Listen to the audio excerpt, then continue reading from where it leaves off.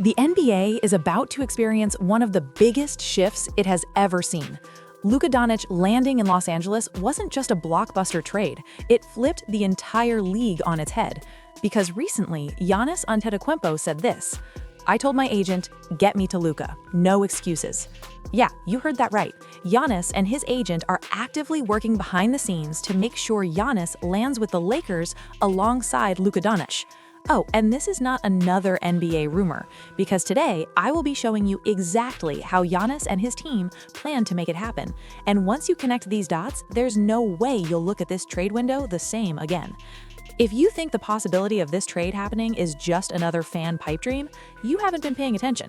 I mean, trading stars is normal. Players talking about their futures is normal. But a two-time MVP and NBA champion openly entertaining the idea of leaving the only franchise he's ever known? Well, that's news. So let's unpack it. Magic, I want magic now. Now this is the time. Come on. I want it. Luka Doncic getting traded to the Lakers was one of the wildest moves we've seen in years. It didn't just put him in a Lakers uniform, it rewrote the entire league's timeline. Instead of being a rival MVP contender in Dallas, he's now a franchise cornerstone in Lakers. And that matters so much for Giannis, because timing is everything in the NBA. When one superstar suddenly becomes available and interested right after another superstar just landed, especially in a city with the global reach of Los Angeles, people start connecting the dots. Now, here's where it gets interesting, because apart from wanting to play on the same team as Luka Doncic, Giannis Antetokounmpo has been in active conversations for a while about his future with the Bucks. ESPN's Shams Charania has reported that Giannis and his agent have been sitting down with the Bucks front office to talk about whether he really wants to stay long-term or explore other fits around the league. Malika, sources tell me that Giannis Antetokounmpo and his agent Alex Saradas have started open conversations that are active right now with the Milwaukee Bucks. They haven't made a decision yet, but the fact that these discussions are happening is huge. This is the first time in his entire career that the Greek Freak has publicly entertained anything other than him being a Buck for life. And like I said before, if you think this started this season, think again. Different outlets have reported that Giannis once eyed different big market spots back around 2020, and Miami and the Dallas Mavericks were reportedly on his radar before he stayed in Milwaukee and ended up winning a title.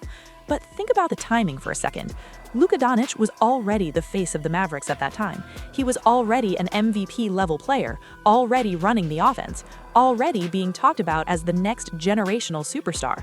So when Giannis was weighing Dallas as a serious option, he was not looking at a blank slate. He was looking directly at a future that involved Luka, and that didn't disappear. I want all the Europeans to go to all the big markets, to see something incredible. This is what I want. This is my... Sure, I know how awkward it feels to even discuss Giannis being available. I mean, he built the Bucks into a contender. He won a title there. So traditionally, his loyalty has been unquestioned.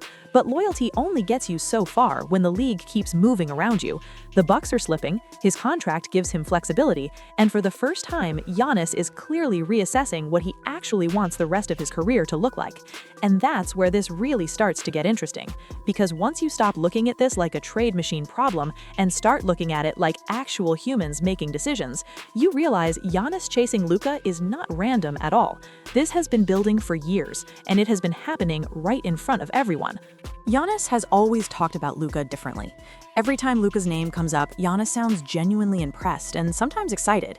Even over the years, especially during All-Star weekends, you could see it. The way Giannis interacts with Luka, jokes with him, and respects him, it never felt forced. It felt like mutual understanding. Look up. Magic. I want magic now. Now this is the time. Come on. I want the... Giannis has publicly praised Luka's intelligence more than once.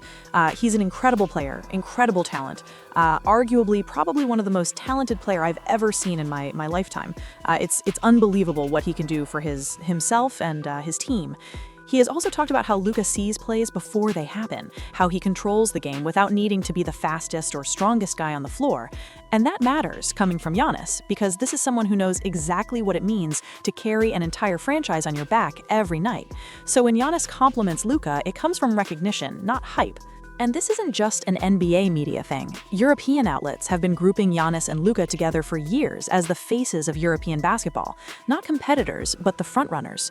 Two different styles, two different paths, but the same weight. When they talk about the future of the league going global, Giannis and Luka are always mentioned in the same breath. And that matters because Giannis clearly sees himself as part of that bigger picture. Giannis has even said before that he wants European players to succeed in the biggest markets under the brightest lights. I want all the Europeans to go to all the big markets, to see something incredible. This is what I want. This is my dream. He has talked about wanting them to be taken seriously as the faces of the league, not just great players who happen to be international. Luka fits that vision perfectly because they both have the same background pressure, same expectations, and the same understanding of what it means to represent more than just yourself every time you step on the court. And here's the part people really underestimate. The desire to play together has been mutual because Luka himself has reportedly asked internally about the possibility of the Lakers trading for Giannis. Luka Doncic asked the Lakers to try and acquire Giannis Antetokounmpo. I can tell you that the Lakers inquired and Luka Doncic himself inquired, trying to see if the Lakers could work out a deal with the Milwaukee Bucks. Via Fox News, Lou Canales. Now, with Luka in Los Angeles and Giannis at a crossroads, everything that used to feel like a distant possibility has suddenly become so possible. And that's exactly why we need to revisit what Giannis said about wanting Luka in the Lakers and all the Europeans to go to all the big markets. At first glance, it sounds playful, almost casual, like Giannis was just dreaming out loud, but the timing completely changes the context, because when he said this, Luka was already in Los Angeles. What makes this even more interesting is how different people treat it. The American media mostly framed it as just another soundbite or something fun from a superstar who's allowed to joke around. But in Europe, outlets took it seriously. They framed it as Giannis laying out a vision, a statement about European players stepping into the league's biggest stages, about influence, visibility, and legacy. It's not just about Luka, it's about a broader idea of European stars taking control in a league that hasn't always given them the spotlight they deserve. But what sounded like a lighthearted comment in the past now looks like an intention meeting opportunity, because now we're not just talking about rumors or fan speculation, we're talking about the potential formation of something that could shake the entire league. And when I say the entire league, you have to understand that there's some context behind it. Luka landing in Los Angeles didn't just fill a hole on the roster, it rewrote the Lakers' identity.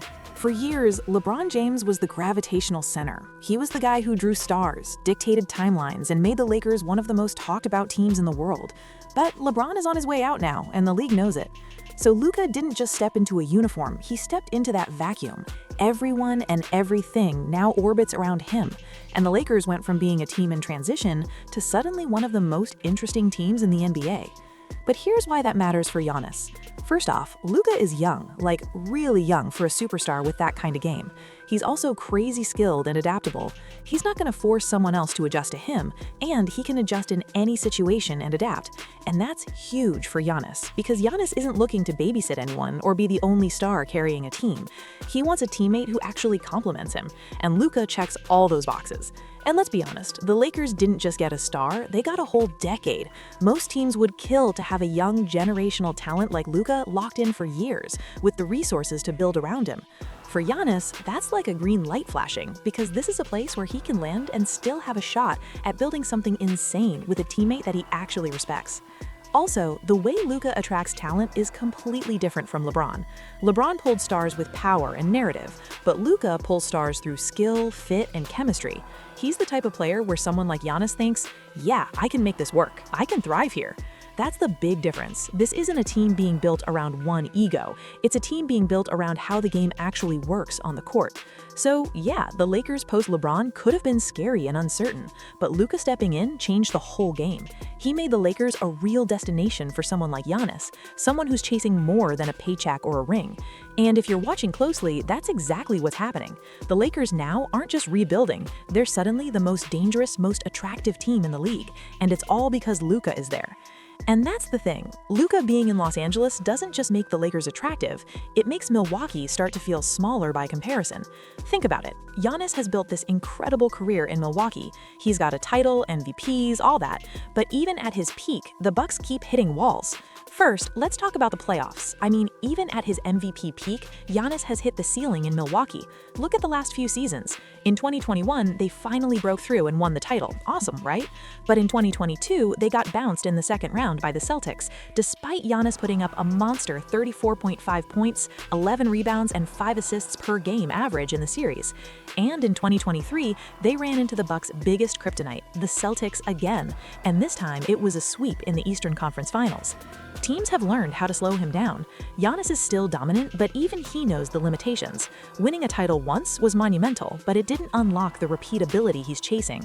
And let's be real, the guys around him aren't exactly championship-ready pieces.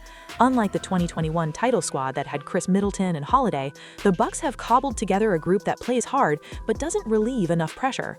Miles Turner is a solid big man who can protect the rim and hit threes, and Kyle Kuzma can score. But beyond that, you've got guys like Cole Anthony and Gary Trent Jr., who are nice complementary pieces at best, not players built to contend for championships year after year. Now throw the salary cap limitations into the mix, and it gets even tighter. The Bucks are well above the salary cap and even the luxury tax thresholds, meaning they're constrained in how they can reshape the roster without giving up significant assets. They don't have the space to bring in another all-star without sending out massive money or picks, and their current commitments to Turner, Kuzma, Portis, and a bunch of mid-tier contracts make that almost impossible. And the scoreboards don't lie. Last season, the Bucks had a plus 3.1 net rating with Giannis on the floor, meaning they outscored teams by about 3 points per 100 possessions when he was out there. But without him, they slipped to roughly minus 0.3. That swing shows how much their success literally depends on him being on the court. And if you look at the early numbers for this season, it's even clearer. With Giannis playing, they've had a positive net rating of nearly plus 4.5, but when he's off the floor, they drop into the red around minus 1.2. So in plain terms, when Giannis is in, Milwaukee has a chance. When he's off, they struggle, whether that's on offense, defense, or just keeping games close. And that kind of dependency doesn't scream built for multiple titles, it screams one superstar carrying the load. And then there's the part of losing key players in big moments. Lillard's injury and absence when he was with the Bucks earlier this year exposed their weaknesses. Even with Giannis playing at MVP numbers, the Bucks just don't have the kind of elite defenders or top-tier scorers around Giannis that you usually see on championship teams. Opponents know he's going to get his points, so they collapse on him in the paint, clog the mid-range, and pressure the perimeter. And without another star who can create shots or knock down threes consistently, the offense starts to feel predictable, and that makes it a lot harder to win deep in the playoffs. Put all that together and you realize that Milwaukee has served its purpose, which is getting him a title once, but not as the environment most likely to deliver multiple championships, or the kind of dynamic partnership Giannis might crave with someone like Luka. That's exactly why the Lakers, with Luka already in place and the potential for something truly generational, look so attractive right now. But here's the thing, what would it actually look like when these two are playing together? Because talking trades is one thing, but imagining Giannis and Luka running a team together, that's a whole different level.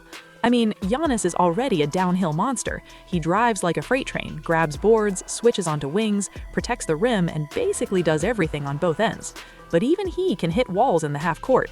Teams know what's coming, so they pack the paint, funnel him toward help defenders, and force him into contested mid-range shots that aren't efficient. That's where Luka comes in. Luka is one of the best half-court creators in the league. He sees defenses before they even fully set, reads help defenders, and can deliver the ball to Giannis in the perfect spot when he's rolling, cutting, or slipping. That kind of vision instantly turns pick and rolls into a nightmare for any defense. Giannis is already terrifying in those situations because of his size, speed, length, and finishing. But historically, Milwaukee hasn't had a point guard who could fully exploit that pick and roll potential. But Luka can. In clutch moments, Giannis can attack downhill while Luka spaces the floor, pulls defenders out, or creates lanes for him to exploit. And this isn't just me talking, even Gilbert Arenas has also shown his support for a Giannis and Luka duo. On his podcast, he said that within a couple of years, Giannis and Luka could absolutely be a championship-winning team. You put him and Luka within 2 to 3 years, they're winning a championship. He's averaged 30 points a game, 11 rebounds, 6 assists for the last 5 years. Why? Well, right now, Giannis is basically carrying Milwaukee on both ends, scoring and defending. So Luka's elite scoring and playmaking would immediately take a huge chunk of that pressure off him. For context, Giannis is averaging 31.2 points and 11.5 rebounds per game, but his efficiency drops whenever defenses collapse on him. Luka would open everything up and make life so much easier for Giannis. Defensively, Luka doesn't need to be a lockdown guy because it actually works in this setup. Giannis handles paint protection, switches onto wings, and dominates transition defense. Luka just has to be a threat and pull defenders out. Modern NBA rules make this duo even crazier because now spacing matters more. The game is faster and refs call fouls tighter than ever. Luka thrives because he can control the floor and force defenses to move, and Giannis thrives downhill with the space Luka creates. Put them together and you get what analysts are calling unfair math, the perfect mix of spacing, playmaking, and downhill dominance that defenses just can't stop. And look, pairing Giannis and Luka isn't just some wild fantasy. There's actually a blueprint for this. NBA history is packed with superstar duos that completely changed the league when the timing, fit, and roles clicked. Take Michael Jordan and Scottie Pippen, for example. Jordan was obviously the scoring machine, but Pippen's versatility defensively, offensively, and all around turned the Bulls into a dynasty. Then there's Shaq and Kobe and the Lakers. Shaq dominated inside. Kobe stretched the floor and handled the perimeter. Together, they created spacing nightmares for every defense. But it wasn't all perfect. Kobe had to adjust his game, learn patience, and figure out timing alongside Shaq. Fast forward to LeBron and Wade in Miami. Both were ball dominant. Both could score at will. Yet to reach peak efficiency, they had to share usage, sacrifice touches, and trust one another in clutch moments. That super team changed the league's view on player-led moves, proving stars could actually make it work without a franchise forcing it. Go even further back to Magic and Kareem. One ran the show, the other finished it. Different ages, different styles, but perfectly aligned roles. That duo worked because everyone knew who did what, and they stayed together long enough for it to matter. That's why Giannis and Luka isn't some random idea. Luka fixes the half-court problem Giannis has dealt with for years. Giannis covers the defensive ground Luka doesn't need to. One bends the defense with playmaking and shot creation. The other breaks it with size, speed, and pressure at the rim. There's also a bigger layer here. Giannis and Luka wouldn't just be another star pairing, they'd be the most powerful European duo the league has ever seen. Two guys who came up outside the traditional American pipeline, now potentially leading the league together at the highest level. And once you zoom out even more, you realize the Lakers have quietly been preparing and getting ready for the exact moment the league shifted. Because after they moved on from LeBron, the Lakers didn't panic. They didn't try to fake another short window. They waited. Luka landing in Los Angeles wasn't just a star trade, it was the foundation. He's young, global, and already one of the most influential offensive players in basketball. Add Giannis to that, and suddenly Luka is the system, while Giannis becomes the accelerator. That's how dynasties actually form, not overnight splashes, but timing, and Luka's arrival is what cracked the window open for Giannis in the first place. That's why analysts keep saying the Lakers are quietly positioned. You see mock trade packages everywhere now, not because fans are bored, but because the math exists. Salary rules matter. You can't just trade Giannis for vibes. Contracts have to line up. Picks have to move. And that's where conversations like trading Austin Reeves for Giannis come up. The Austin Reeves of it all is very interesting. If I'm Milwaukee, I demand him. I wouldn't do the trade without him. Do you want to do that? Right, I mean, that's a tough one, but that's who they would ask for, because you're not going to get Luka, so you got to get the next best guy, and that's Austin. This is not because the Lakers want to dump him, but because Milwaukee would want a real player back, not just future promises. Reeves makes sense financially and competitively for the Bucks, and everyone in the league knows it. And trades like this almost never happen cleanly. Third teams get involved all the time. A contract gets absorbed here, a pick rerouted there. That's how impossible deals suddenly become real. Me having my draft pick doesn't work. I don't control the next three. I'm trading you, Giannis Antetokounmpo. Your team's going to be awesome. Giving me your draft picks for the next couple years aren't doing me any good. Do you have third team picks that might be valuable? Add in timing, public comments, body language, and subtle signals, and you start to see how these things actually move. When global stars are involved, especially European ones, the attention multiplies and that pressure matters, whether the league wants to admit it or not, which is exactly why the NBA gets nervous about this conversation. Giannis and Luka in Lakers wouldn't just be another good team, it would tilt the balance. The East will lose its most dominant force, the West will get even more loaded, and suddenly every franchise has to respond. And there's a bigger shift happening underneath all of it.